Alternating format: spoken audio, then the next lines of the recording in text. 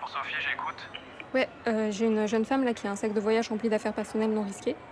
Est-ce que je peux le garder au box le temps de l'épreuve et elle le récupère après? Bah non, Sophie, toujours pas. C'est écrit sur leur ticket qu'ils ont pas le droit au gros bagage. Les gens, ils sont cons, hein. Tu peux viser de quitter des... Ok, merci Fred. Désolée, ça va pas être possible.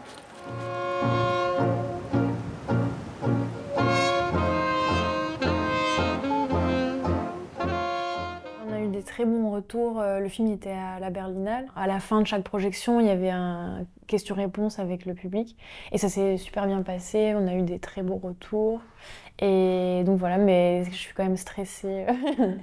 Mais le film sort dans un mois, donc ça va arriver vite. Mais j'ai vraiment hâte qu'il sorte et de le présenter.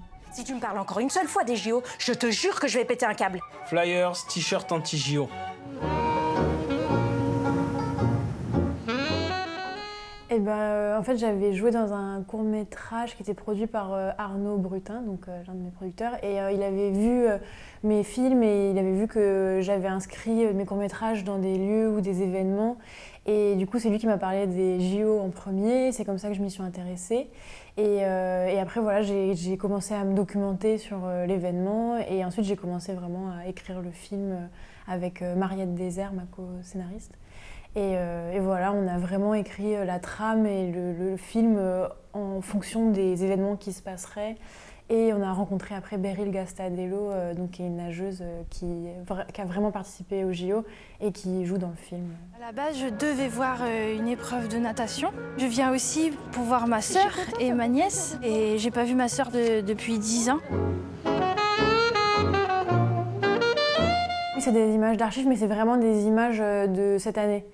Et il y avait un côté un peu ancien. Enfin, il y avait, avec Mariette, on avait écrit que le début du film se passait à Olympie, mais on n'a pas pu y aller. Mais du coup, on a récupéré ces images-là. C'est la vraie cérémonie d'ouverture de l'année 2024. Et pourquoi Beryl Gastadello en particulier?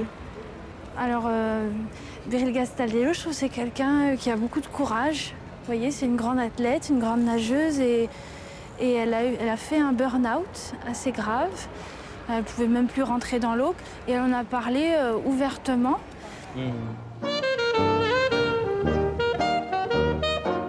En fait, on a vraiment bien préparé le tournage et chaque séquence était très différente. Et du coup, on avait un dispositif qui changeait pour chaque scène. Donc, quand on était au cœur des JO, le but c'était vraiment d'être la plus petite équipe possible. Et après, quand on était en intérieur, il y avait un dispositif qui était un peu plus classique, on était plus nombreux. Et du coup, chaque scène avait vraiment son dispositif. Et même en termes techniques, Naomi, on a vraiment réfléchi avec la caméra, comment est-ce qu'on allait filmer dans la foule. Et après, vu que j'avais déjà fait un court-métrage qui s'appelle Omaha Beach, où j'avais eu cette expérience-là de tourner au cœur d'un événement, c'est vrai qu'à chaque fois, quand on est par exemple dans une foule, il y a un certain endroit où il faut se placer pour que les gens n'arrivent pas vers nous, ils ne regardent pas la caméra. Et donc voilà, pour chaque scène, il fallait s'adapter. Et voilà. Et après, il y a des scènes plus classiques de fiction sur la fin et dans l'appartement avec India Air qui joue Julie, la sœur. Je suis désolée pour tout à l'heure. Je passe pour une espèce de folle dépressive. Non, non. En fait, c'est un endroit que je connais bien, où je vais depuis que je suis enfant. J'ai la moitié de ma famille qui vit là-bas. Et c'est vrai que j'étais habituée à être en Normandie, à voir tous ces événements-là autour de la guerre, mais je me rendais pas compte de vraiment ce qui s'y jouait. Et c'est en grandissant et en y allant aussi avec des amis que je me suis rendu compte que c'était un événement autour duquel il y avait... c'est quand même assez étrange aussi ces reconstitutions. Et donc j'ai commencé à écrire un court-métrage de fiction qui se passait là-bas. Et au début, c'était pas forcément pendant les reconstitutions du débarquement. Et en fait, c'est vrai que quand j'ai eu l'idée de le faire pendant les reconstitutions, ça m'a aussi donné une date. Et j'avais tendance, quand j'écrivais en fait ma fiction, J'avais vraiment tendance à décaler, pas me fixer une date de tournage. Et le fait de l'avoir ancré dans l'événement, ça m'a vachement stimulée, ça m'a donné beaucoup de nouvelles idées. Il y a aussi un côté de recherche de qu'est-ce qui va se passer, dans quel événement est-ce qu'on va pouvoir se greffer. Et en fait, ça m'a vraiment amusée d'écrire en essayant de faire une recherche vraiment Par exemple, il y a l'événement des Miss 44. Il y avait plein d'événements comme ça où je me disais, on pourra essayer d'aller filmer. Et voilà, je pense que l'événement a vraiment été un point de départ de me dire, je le fais et de commencer concrètement à tourner, quoi. Mais je vais rentrer, je meurs de froid. Tu rentres où? Je vais à Omaha Beach. Je peux venir avec toi? Non. Ah, ok. Le montage, moi, ça a été ma partie préférée de toute la fabrication du film. C'est Lisa Raymond qui a monté le film. Et quand je suis arrivée en salle de montage, elle avait déjà fait une sorte de première version. Elle a commencé le montage en même temps que le tournage, donc c'était hyper agréable au tournage. Dès que j'avais des doutes, elle pouvait soit me dire oui, ce serait bien de le refaire, ou me dire non, c'est bon, la scène elle est rentrée, on l'a. Et du coup, quand je suis arrivée en montage, c'est vrai qu'il y avait une matière qui était assez riche et il fallait trouver aussi le juste milieu entre les plans documentaires, les plans de fiction. Il y avait un moment où il y avait plus de documentaires, mais du coup, on perdait un peu le fil. Et il y a vraiment eu... le montage, c'est quand même la 3e écriture du film. Et ça a été un moment avec Lisa vraiment de recherche. On a essayé beaucoup de choses. C'est ma demi-sœur, on a le même père, pas la même mère. Et ma nièce a 8 ans et je l'ai jamais rencontrée. Et les géos? Du coup, Blandine, on s'était rencontrés, on avait toutes les deux joué dans un court-métrage il y a 8 ans. Et du coup, après, je l'avais vue au théâtre et je l'avais trouvée super. Et je lui avais proposé de jouer dans Les Grandes Vacances. Et après, voilà, j'avais adoré cette expérience, travailler avec elle. Et je lui ai proposé du coup ce film-là. Et j'ai vraiment écrit le personnage en pensant à elle. Et voilà, elle a vraiment une force d'incarnation qui est très forte et aussi des propositions d'improvisation. Donc moi, c'est quelque chose que j'aime beaucoup. Le film est assez écrit, mais pour tous les comédiens, je leur disais qu'il y avait vraiment une marge d'improvisation autour du texte. Et notamment aussi avec la petite fille, Alma, qui est jouée par Lou Deleuze. Et voilà, donc il y avait certaines scènes où il y a eu beaucoup d'improvisation et d'autres où c'est vraiment plus proche du texte. Mais voilà. Blandine, tu veux du gâteau? Non, c'est bon, merci, j'en ai déjà eu pas mal. Le Rayon Vert, c'est un film qui m'avait beaucoup marqué. Je me souviens que quand j'ai commencé à le regarder, au début, je me disais, mais j'étais très étonnée de ce personnage qui est toute seule, qui fait que de se plaindre. Et en fait, à la fin du film, j'étais hyper étonnée de m'être attachée à elle, de l'aimer. Et c'est vraiment un film qui m'a marquée. C'est vraiment un film qui m'a beaucoup marquée. Et je me souviens quand j'ai écrit Les Grandes Vacances, j'avais mis j'avais une photo du film du Rayon Vert. C'était vraiment une référence pour moi. Et après, Guillaume Braque, j'avais vu ses films que j'adorais et il est venu à Paris 8 où j'étais étudiante. Et du coup, j'ai vraiment commencé à écrire en partie aussi grâce à lui parce qu'il nous avait fait un cours de scénario. Pour moi, c'était un peu la première fois où j'ai vraiment osé écrire et ça a été un peu la base de Omaha Beach, mon premier court-métrage. Et donc voilà, oui, c'est un réalisateur que j'aime beaucoup et ses films, j'adore aussi ses films. Je vais sauter en parachute demain à Sainte-Mère-l'Église si tu veux venir. Ouais, carrément. Tu pourrais venir avec la robe de ta grand-mère. Pourquoi je viendrais avec la robe de ma grand-mère? Je sais pas, tout le monde sera costumé donc. Dia, je l'avais vue dans énormément de films et c'est une comédienne que j'adore et je trouve que dans chaque film, elle incarne quelque chose de différent. Enfin, je trouve qu'elle a une force d'interprétation qui est très forte et je la trouve toujours très attachante. Et le personnage de Julie, il était assez compliqué parce qu'on nous faisait beaucoup de retours. On nous disait qu'il pouvait être antipathique, que ça pouvait être un peu un cliché du personnage parisien. Et mes producteurs, Antoine Jouve et Maza Sawada, avaient déjà travaillé avec elle.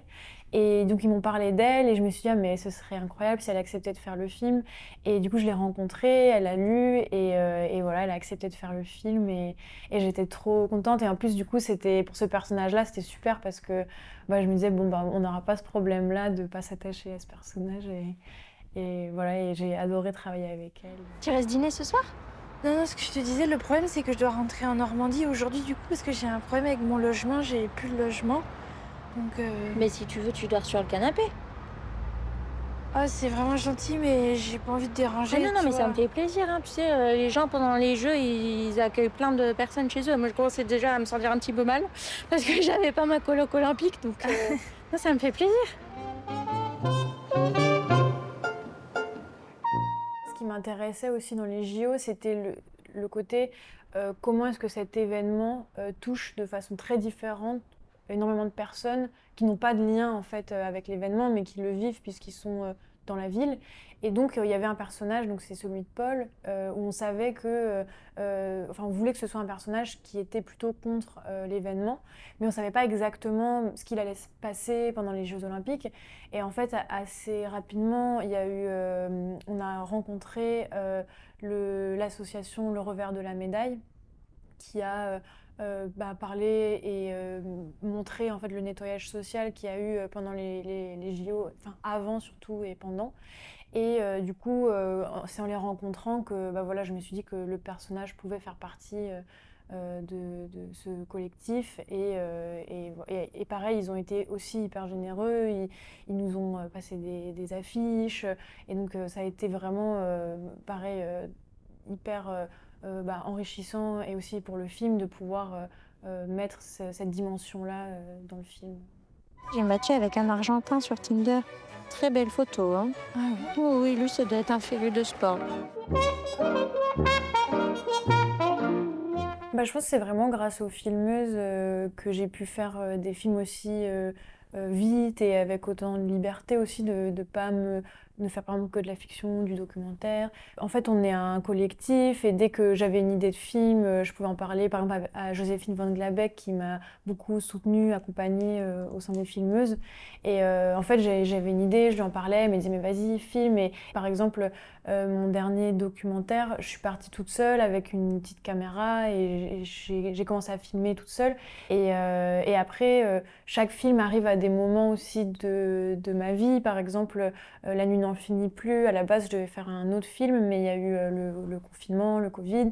Et du coup, j'étais bloquée à Paris. Et ce film aussi est né de ça, de me dire, bon, bah, je peux pas faire le documentaire que je voulais faire. Donc, je suis à Paris, je suis bloquée. Qu'est-ce que j'ai envie de faire? Et c'est là où, avec Naomi Amargé, on a expérimenté aussi le travail avec la pellicule en 16 mm. Et on a fait un film sur qu'on traversait à ce moment-là et on filmait des personnes chez elles pendant le confinement. Et du coup, je pense que chaque film, c'est aussi est assez marqué par à quel moment je les ai faits. Donc ça, c'était mon film de fin d'études de master à Paris 8. Et après, mes 2 courts-métrages de fiction, j'ai pu les faire aussi grâce au fonds de soutien étudiant. Le fait d'être étudiante à Paris 8, ça m'a quand même aidée. Et du coup, c'est des recherches de financement qui sont moins longs. J'ai jamais fait un court-métrage produit de façon classique. Et là, pour le long, c'était la première fois que je faisais vraiment des oraux, que mes dossiers étaient... que le dossier du film était vraiment bien écrit. Ah, madame, le sac, ça va pas être possible. Faut que vous alliez au Barnum C. Le Barnum C. D'accord.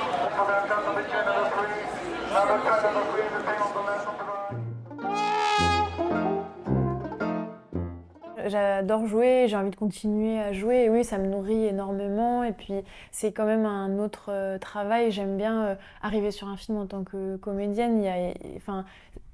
c'est un peu l'opposé de réaliser, parce que quand on réalise, il faut avoir un œil sur tout, il y a quelque chose où il faut maîtriser un certain nombre de choses, et jouer, c'est un peu, il faut faire confiance au réalisateur ou à la réalisatrice avec qui on travaille. En tant que comédienne, j'adore participer à des tournages, et là, j'ai pas joué ces derniers temps, parce qu'avec le long métrage, ça m'a pris beaucoup de temps, mais non, j'aimerais bien continuer à jouer.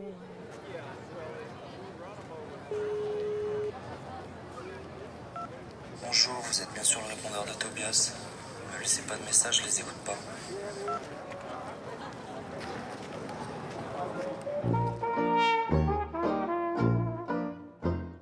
J'ai réalisé un court-métrage avec Côté Court, qui est un film d'atelier, donc qu'on a fait avec une classe de CM1. Et après, j'ai commencé à écrire un projet de documentaire et un projet de fiction. Mais donc c'est vraiment au début, là je suis au début de l'écriture. Donc...